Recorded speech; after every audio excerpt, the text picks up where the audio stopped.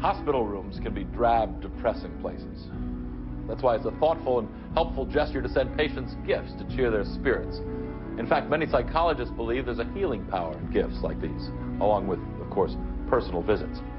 Ruth Atkins is seriously ill in a room at Mercy Hospital. Nobody's sending anything to her room. Right now, Nurse Peyton is concerned. She's about to be astounded.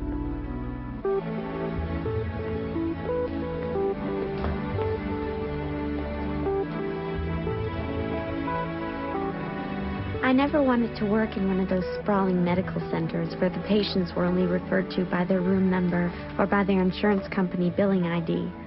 So I was glad to find a job at Mercy Memorial where I could give my patients personal attention.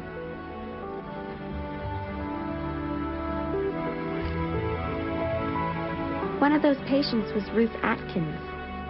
She had arrived at the hospital in a comatose state due to acute blood acidosis, a potentially fatal condition. Sadly, she had no visitors in the 3 days since she'd been admitted.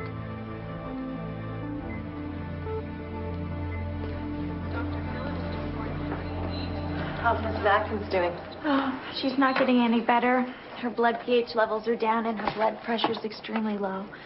Well, it's likely she'll never come out of that coma. It's just sad that she has to be alone at a time like this. Well, it's not like she'd know if anyone was here. I really believe that comatose patients can sense the presence of a loved one.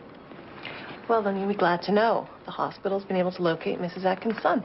Oh, really? Is he going to come see her? Well, he's in the Navy, stationed on a ship in the Bering Sea, but he is trying to arrange a leave. Well, I just pray that he gets here in time.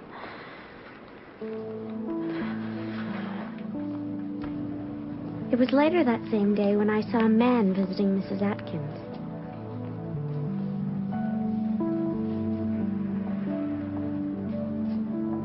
He's not on this floor. Yes, but oddly, doctors don't report their whereabouts to me. Oh. Well, looks like Mrs. Atkins finally has a visitor. Oh, I hadn't noticed.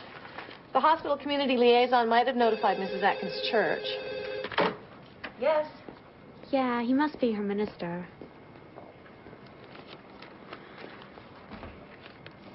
Okay.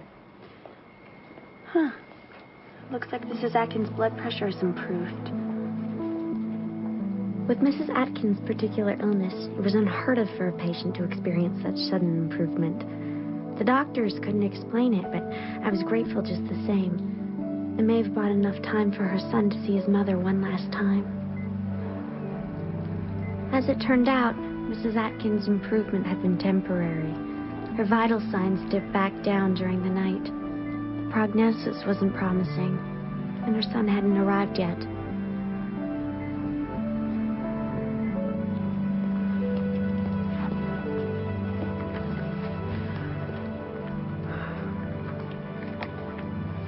Joni, I know how much you wanted Mrs. Atkins to pull through. I know how much you root for all your patients, but it's going to wear you down if you keep getting this emotionally involved with every patient that you care for. I didn't become a nurse so that I could be disinterested in the outcome. But you have to realize that for Mrs. Atkins to pull through this, it would take a miracle. Well, I happen to believe in miracles.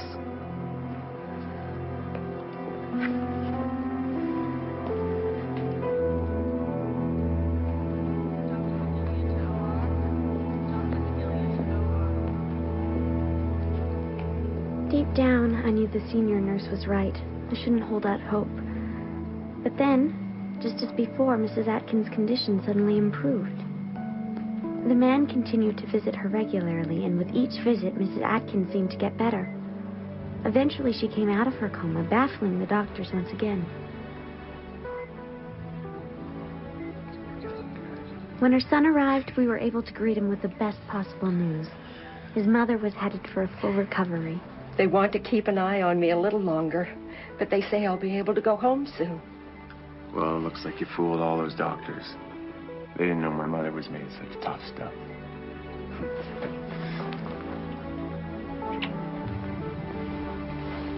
With her condition stabilized, Mrs. Atkins moved out of intensive care and into a private room on the lower floor. Thank you for taking such good care of my mother.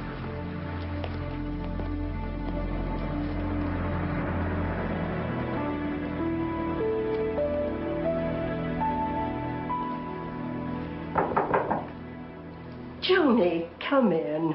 Hi. I just finished my shift, so I thought I'd drop by. Wow, your room looks so cheery. My son brought some things from home to make me feel more comfortable. Oh, what beautiful flowers. Some people from the church brought those by yesterday when they looked in on me.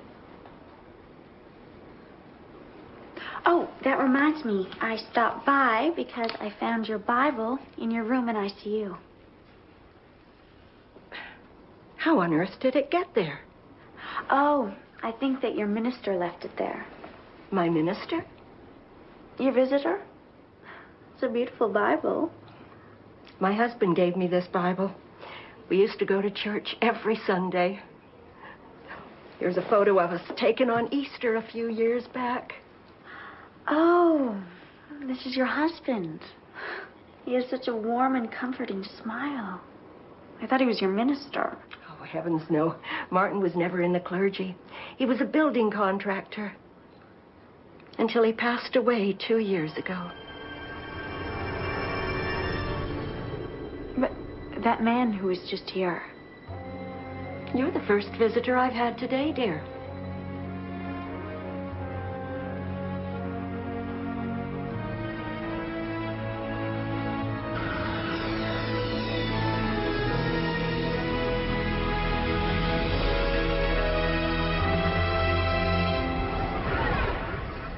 After questioning her co-workers, Joni learned she was the only person who ever saw the man at Mrs. Atkins' bedside. Did Ruth Atkins' late husband actually return as an angel to visit her every day? Or was it Joni's own faith that permitted her to see a miracle? But how do you explain that it was only after Joni saw Mr. Atkins that Ruth started to recover? If you're looking for truth here, can you walk right in? Or are visiting hours over? We'll find out if this story is true or false at the end of our show. Next, a biking trip turns into a disaster on Beyond Belief. Fact or fiction?